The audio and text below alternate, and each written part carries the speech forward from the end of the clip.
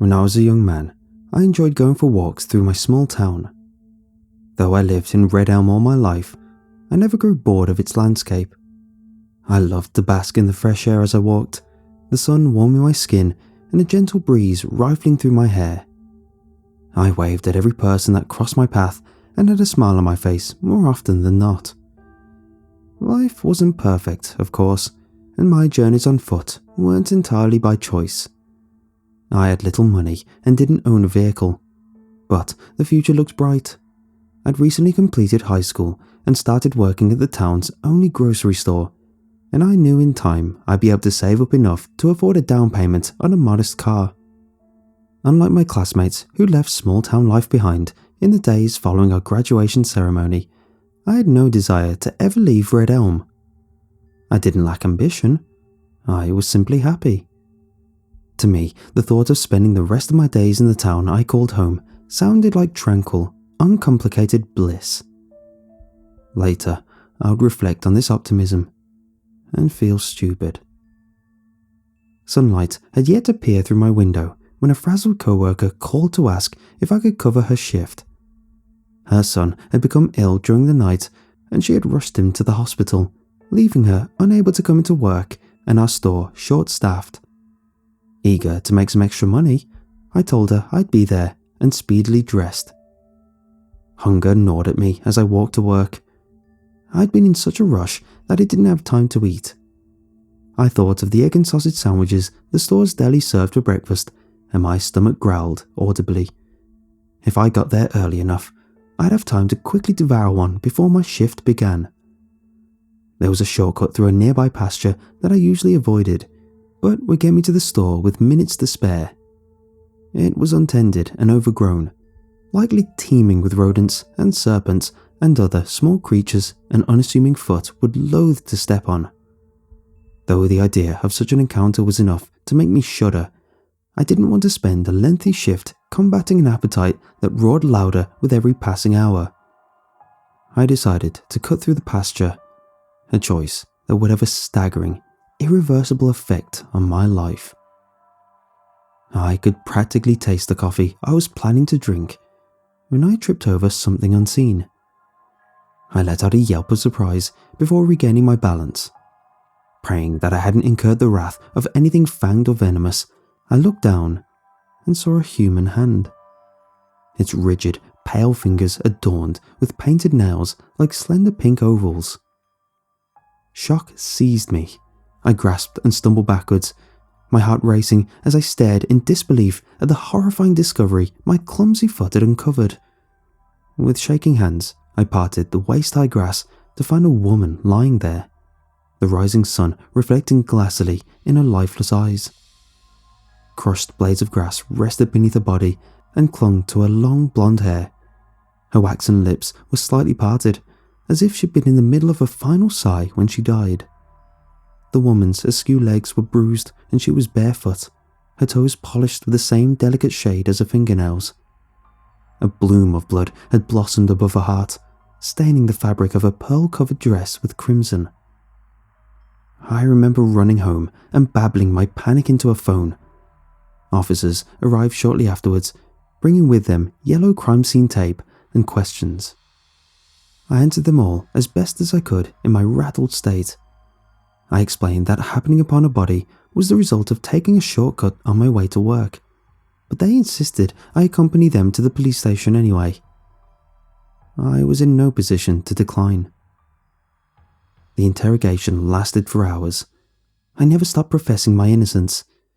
It wasn't until they spoke to my boss and co-worker, both of whom confirmed I'd been unexpectedly called into work that morning, that the police finally started to believe me. The local coroner soon strengthened my alibi. He determined that the woman had likely been killed during the previous evening, while I was working a shift that began at noon.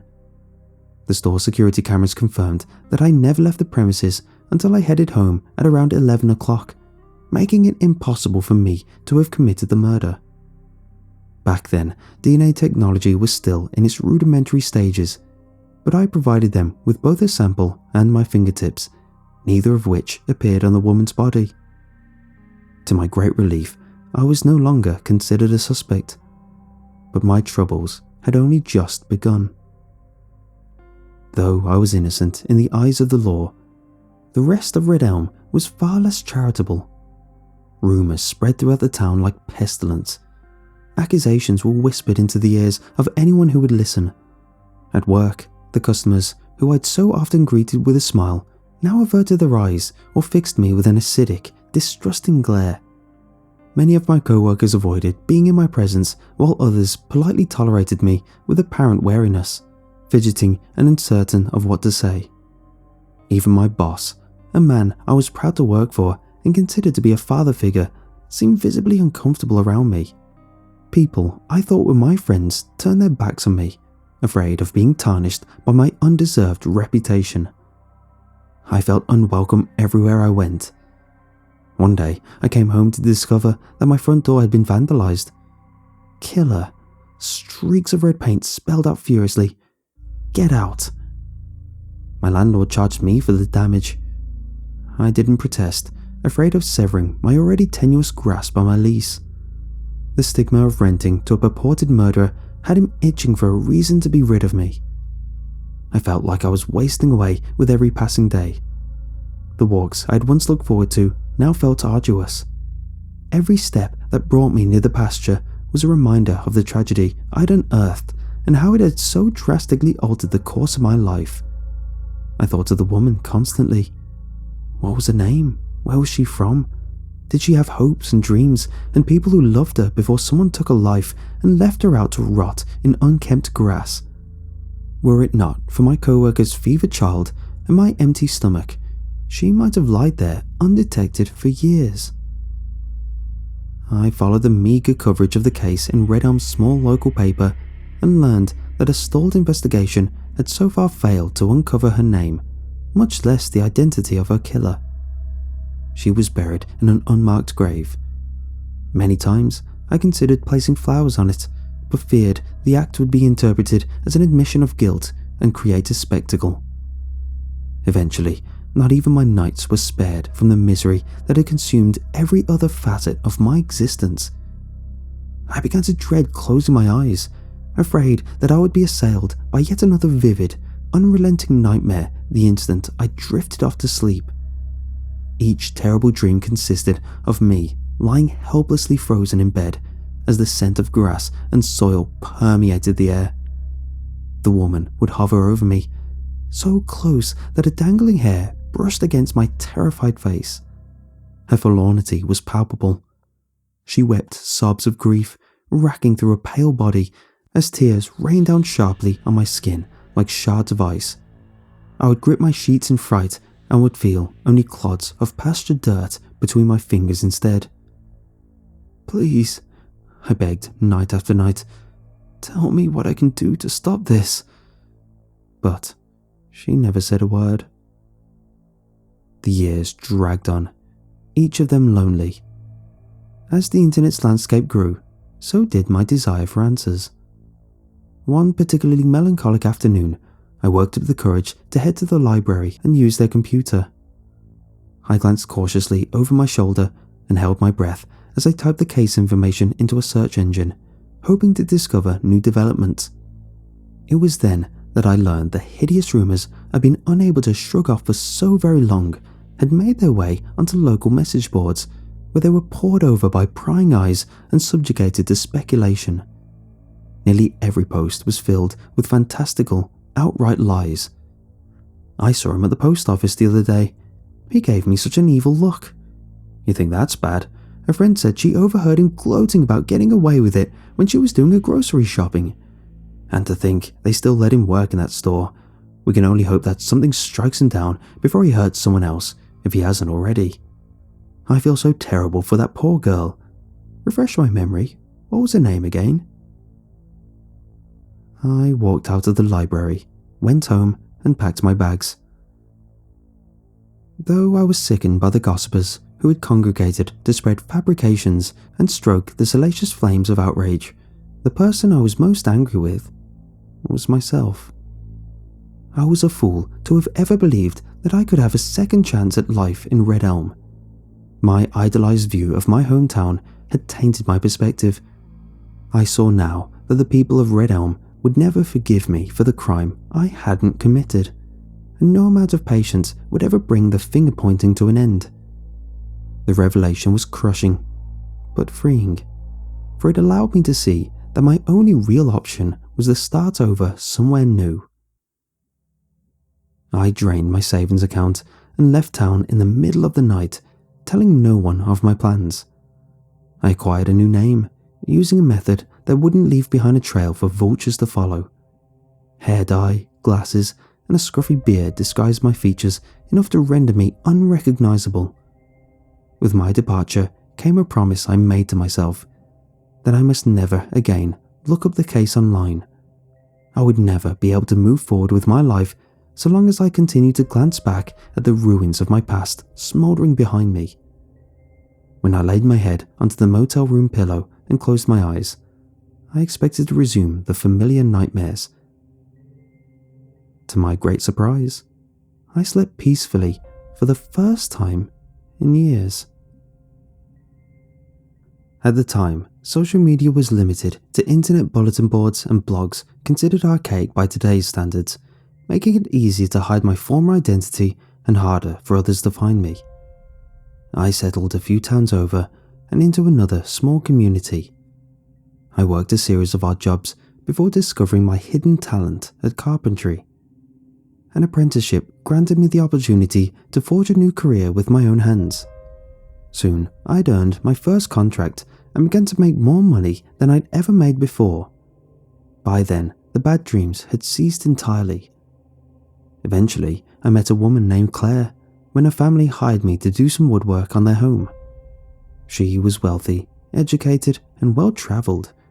In other words, we had nothing in common. But in spite of our differences, we fell deeply in love. Claire sensed that there was a darkness inside of me, though she never pressed for details. One night, I was on the verge of telling her everything, but she only shook her head and told me that whatever had happened back then didn't matter to her. It was the man I was today that she loved. I proposed shortly afterwards. We married and built a home together on a remote patch of land. I woke up every morning with the same sort of bliss I'd felt during those long ago days of my youth. There was always a fear that I'd be found out, that I'd lose everything I held dear all over again. Though I was happy beyond measures, I still lived each day in a state of caution, even as time marched on without incident. I never forgot about the woman in the pasture. How could I? But I held my ground and remained firm, and for almost 20 years I never strayed from my vow. Then I learned I was sick. My diagnosis was grim. I was informed I didn't have much time left, and that there was little that could be done besides keeping me comfortable. Life became a succession of pills and appointments. It wasn't long before I found myself bedridden. That's when the nightmares returned. The terror I felt when the woman reappeared in my dreams was indescribable. The years had done nothing to soothe her pain. They'd only made her angry. The tragic beauty she possessed that morning in the pasture had now withered away into a skeletal grimace. Her decomposed skin resembled thin parchment, as if the slightest touch would undoubtedly pierce through the fragile surface of her flesh and sink into the decaying organs inside. Insects writhed along her scalp and festered in the brittle strands of her hair. The overwhelming stench of rot filled my nostrils. Though she no longer had eyes, I could feel her gaze of hatred bear into me. She was as silent as ever, but her message rang clear. I would be joining her soon. The dreams continued as my health declined. I felt as if I were being consumed by an intense torment that would kill me before my disease did. I decided to break the promise I'd made nearly 2 decades ago. If I found out everything I could about my life's greatest mystery, perhaps the nightmares would once again vanish and I could spend my remaining days in peace. I waited for Claire to fall asleep before I grabbed my phone. This time, the search results were more expansive. While I was saddened, though not particularly surprised to see that the woman was still unidentified and a killer never captured. I managed to find a blog post written about the crime that contained information I hadn't read before. I scrolled through the page hungrily. One of the strangest aspects about this cold case is the bloodied earring found clutched in Jane Doe's left hand. The victim's own ears weren't pierced, leading the police to theorize that the jewelry belonged to someone else. This information was only made public after a journalist covering unsolved murders in the region obtained the case file. The Red Elm Police Department was subsequently criticized for what was perceived as a mishandling of the investigation. Little information was provided to the press, and the only suspect left town before seemingly vanishing into thin air. At the time, authorities weren't able to extract a viable DNA sample from the earring. The journalists discovered that the jewelry was later lost, with law enforcement describing their failure to preserve evidence as regrettable. My phone slid from my grasp and landed on the floor with a loud clatter. Claire stirred beside me. "What's wrong?" she murmured sleepily. Dread guided my gaze to the jagged scar trailing down Claire's earlobe. "Darling?" Her eyelids began to flutter open. "Are you all right?" I thought of the life I'd had long ago in Red Elm. I thought of the new existence I'd carved for myself that would soon be coming to a close as I approached my final days. I thought of everything I'd lost and mourned, and everything that I'd gained and treasured. I thought of my wife, who I loved more than anything, and the woman in the pasture, who I'd never stopped thinking about ever since that fateful morning. "Why did you do it, Claire?" I asked softly. Her body stiffened. A feeling of doom washed over me. I knew in that devastating moment that I was right. An eternity of silence passed before Claire finally spoke. "After all this time," she said quietly, her voice so unnervingly calm that it sent a chill slithering down my spine. "Does it even matter?" My face felt wet. I realized I was crying. Does anyone else know?" she finished for me. "Yes, my parents." I felt as if the world had begun to crack apart around me. The flicker of warmth in Claire's eyes that had greeted me every morning throughout our years of marriage was now gone, replaced by a cold, passionless stare. "The truth is, I've never understood why I have these urges," she continued in an even tone, as if we were discussing a casual subject. "They've been there for as long as I can remember. Mom and Dad taught me how to keep them quiet and hidden, but when I got older, they eventually grew too loud to ignore." My heart pounded in my chest. I felt as if I couldn't breathe. "Who was she?" I asked dizzily.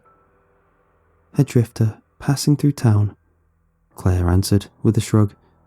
"If she ever told me her name, I can't remember it now." She sat up and stared at me with an expression that made my stomach twist into knots of tension. "I suppose you want to know what happened?" I nodded weakly. "I met her at a bar. I was drinking a lot back then. Alcohol wasn't a flawless distraction, but it helped." Claire ran a hand through her hair and gazed ahead. "She told me that she was leaving in the morning and wanted some company in the meantime. She said she didn't like to be alone. We drove around for hours, drinking and talking. Eventually, we wound up on a dirt road. She was drunk by then and said she felt like she was going to be sick. She got out of the car and kicked off her shoes before stumbling into a nearby field. As I followed her into the tall grass, it occurred to me that it was unlikely anyone would miss her." Claire frowned, as if lingering on a memory that brought her no pleasure. "Afterwards, I went home and told my parents what I did. Mom cried while Dad yelled at me for being sloppy. They cleaned up my mess and made sure money was placed in the right hands. Neither of them have looked at me the same way since. Mum wanted to send me away. But Dad... Claire sighed. You know how Dad is. He wouldn't hear of it. Anything to keep up appearances. Every fibre of my being trembled from a surge of emotions. Shock, betrayal, disgust. You ruined my life, I whispered. I know, Claire replied without hesitation, but I tried to make it right. I stared at her in confusion. Beads of sweat trickled down my forehead. What are you talking about? Claire raised her brows and gave me an incredulous expression, as if mystified at how I had failed to understand something exceedingly obvious. Sweetheart, she said coolly, where do you think all your job contracts came from? I felt as if a bucket of ice water had been flung into my face. Claire reached forward to caress me, and I recoiled, nearly becoming entangled in the sheets as I tumbled out of bed. Careful, Claire exclaimed. Remember what the doctor said about overexerting yourself? I've earned those contracts before I even met you, I gasped defensively, pain searing through my chest. Claire rolled her eyes. Why does it matter to you how you got them? Haven't you enjoyed making money? Didn't you feel like you deserved it after everything you've been through? I gripped my bedside table and shakily rose to my feet. You're lying, I protested falteringly, my skin so slick with perspiration that my bedclothes had grown damp.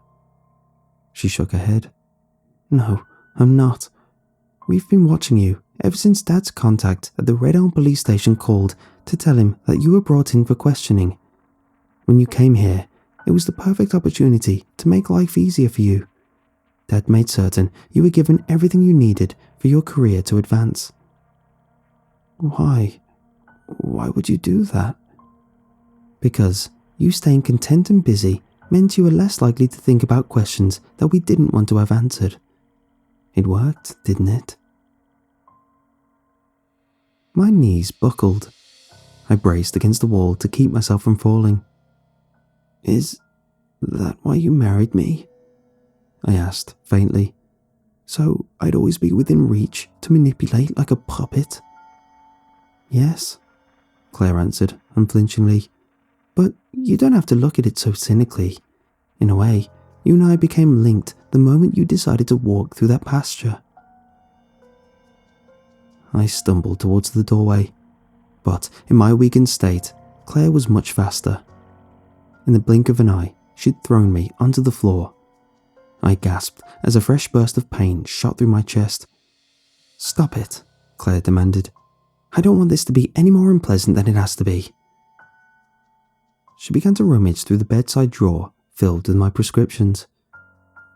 Why are you doing this? My voice was so frail that I could barely hear myself. Don't you love me? Claire's eyes glimmered in the darkness of the bedroom. She loomed over me with a medicine bottle in her hand. Open your mouth, she commanded menacingly. I feebly swatted at her, but she pinned me down effortlessly. I pressed my lips tightly together, tears running down my cheeks. You did this to yourself, Claire stated coldly. I gave you everything you could have wanted and made it so you'd never have to struggle again. All you had to do was leave the past where it belonged and not get fixated on some worthless, nameless, dead... Suddenly, Claire froze. The bottle fell from her grasp and spilled onto the floor. No, she whispered. It can't be. I turned my head and saw the woman from the pasture creeping towards us, every bit as decayed and full of rage as she was in my dreams. I tried to scream, but the only sound that escaped my mouth was a rattling wheeze. Powerless to stop her, I squeezed my eyes shut in defeat and awaited whatever agony she would inflict upon me. But I felt nothing. When I opened my eyes again, I saw that the rotting woman had moved past me and was heading for Claire, who was now helplessly pressed against the wall, her face contorted into an expression of horror. I'd never seen her afraid before. "Get away from me!" Claire shrieked. She leaped over my prone form and lunged for the doorway, only to scream when the woman sank her skeletal fingers into Claire's ankle. She fell to the floor and crawled into the hallway, leaving behind a trail of blood droplets. The woman followed. I shut my eyes again when I heard the sound of flesh tearing.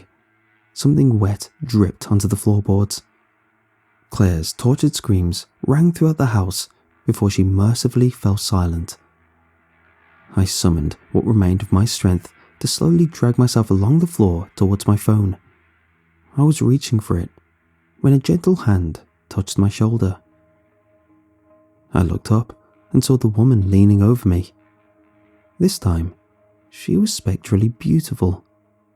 Her flesh was once again intact and smooth where it had been ruined by rot only moments ago, and her formerly withered features had been returned to her. The colourless death that had overtaken her in the pasture was now replaced with a warm glow radiating throughout her body. She smiled at me, her eyes full of sympathy and understanding. I knew then that she meant me no harm. "I'm sorry for what happened to you," I whispered. I looked down into the screen of my phone. There was no one I wished to speak to and no questions that I wanted to answer. I could already feel my life beginning to ebb away. I glanced back up at the woman. "I don't want to die alone," I told her. "Will you stay with me, please?"